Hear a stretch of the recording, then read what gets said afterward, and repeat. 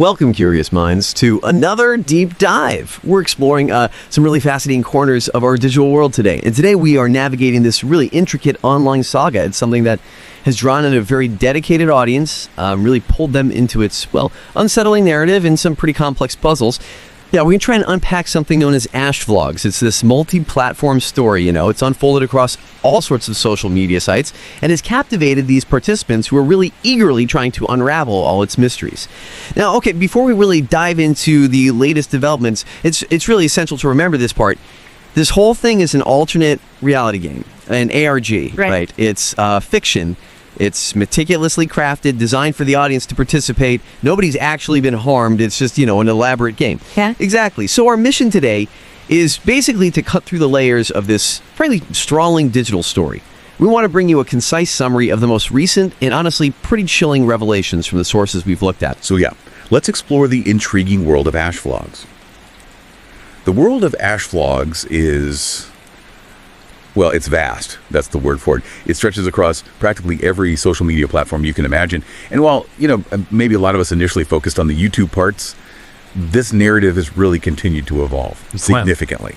And there was this major event recently that kind of pulled a lot of people right back into its grip. Okay, so here's where it gets really interesting, especially lately. The latest focal point seems to center around a live stream. And it had this haunting title, "None of This is Real."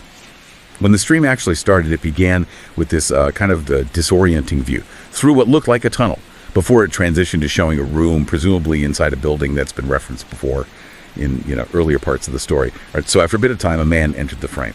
Now, the community seems to know this figure as Car Guy, or maybe an associate of his. Mm-hmm. That name keeps popping up. Exactly. And according to the sources, the atmosphere then took this genuinely disturbing turn. The audio shifted to what's described as a demented wailing. It sounds pretty intense. Mm-hmm. And the man engaged in what our sources called cheesy maniacal acting. Sort of over the top, maybe, as he lit a cigarette, really leaning into this, spooky bad guy role. Yeah, the acting is often a point of discussion in these ARGs. Sometimes it lands, sometimes less so. Right. And just when viewers thought they maybe had a handle on the setting, the scene shifted, again, leading to another room.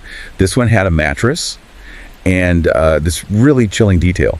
Someone who appeared to be held against their will. Okay. And given the Australian context of this ARG, it's widely presumed, by the community, to be the central captive figure from previous bits, the one they often call Ash. That connects back to their earlier parts, then. It seems to, yeah.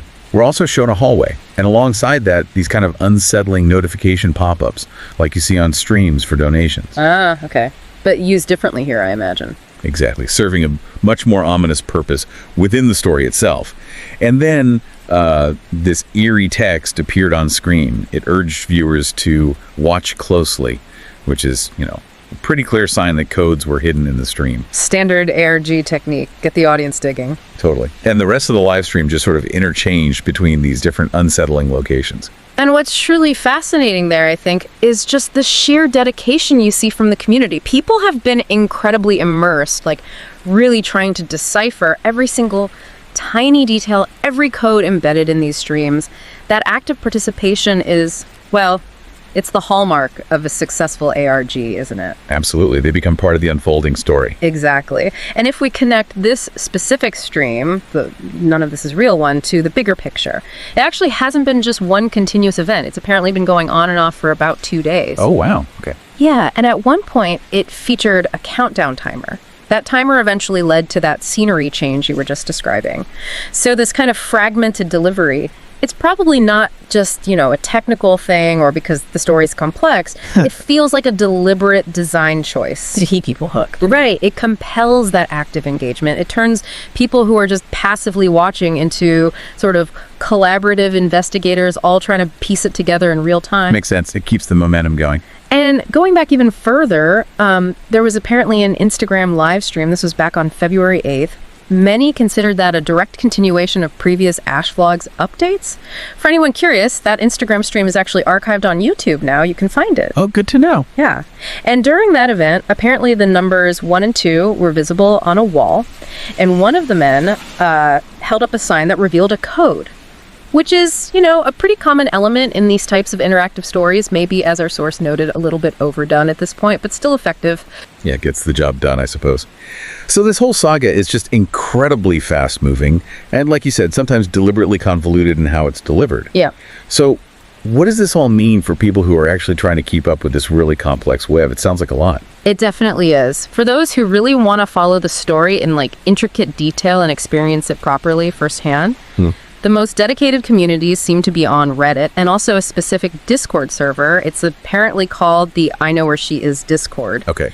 And just from a quick glance at the source material we had, that Discord server seems to be the most comprehensive place and probably the most reliable for getting the complete set of information and, you know, for discussing findings, especially when it comes to all those coded elements and the real-time updates. That's where the hardcore fans seem to gather. Right, the central hub. Yeah. And given how complex and sprawling this whole thing has been, it sounds like reaching some kind of close or ending will be a pretty significant moment for that community. Oh, absolutely. And according to the source material, it does seem like this story is finally starting to wind down, maybe heading towards a conclusion.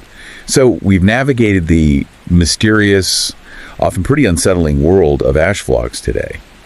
It really is a testament to the power of digital storytelling, isn't it? It really is. And just the captivating allure of a collaborative mystery. Yeah, definitely. This whole journey through the sort of fragmented and coded narrative of AshVlogs, it certainly highlights how creators can leverage all these different platforms, you know, use them together to build these really immersive experiences. It encourages not just sitting back and watching, but like active critical thinking and that dynamic participation. It really transforms the audience, makes them feel like they're part of the narrative itself. That's a great point.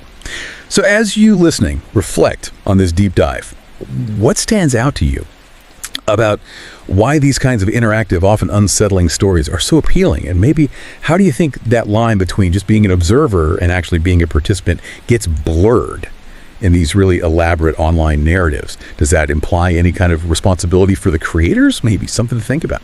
Well, thank you for joining us for this deep dive into the strange and definitely intriguing world of AshVlogs. We hope you found this summary valuable. Until next time, stay curious.